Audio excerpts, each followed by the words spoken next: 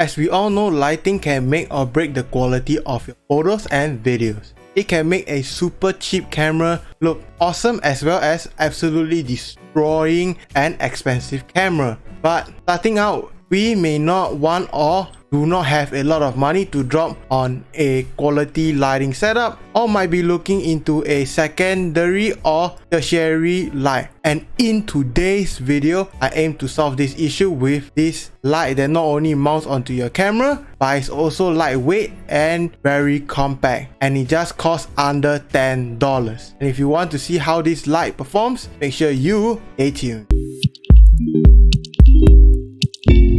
Hey guys, it's TZH with Technological Gadgets, aiming to bring you the best in tech and make tech work for you. On this channel, we do tech related tutorials, hauls, and especially tech gear reviews like this one. So if you liked it, make sure you drop a thumbs up, and also don't forget to subscribe for more awesome tech content coming your way.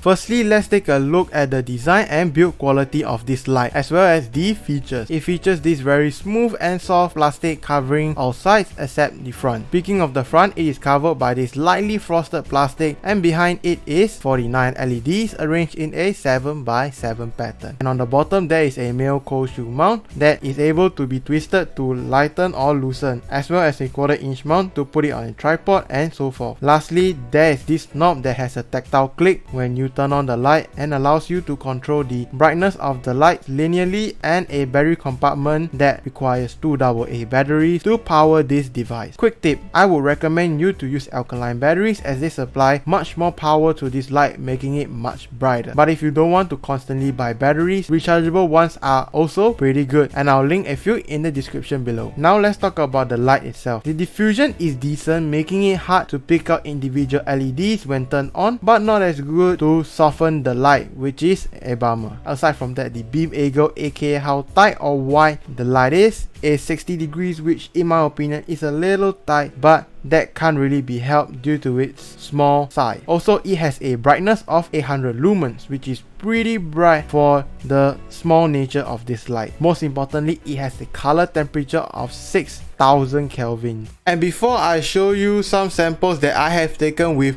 this light, I would like to hand it over to you. What lights are you using to shoot your videos and photos? Let me know down in the comment section below, and I'm sure to reply to every single one of your comments.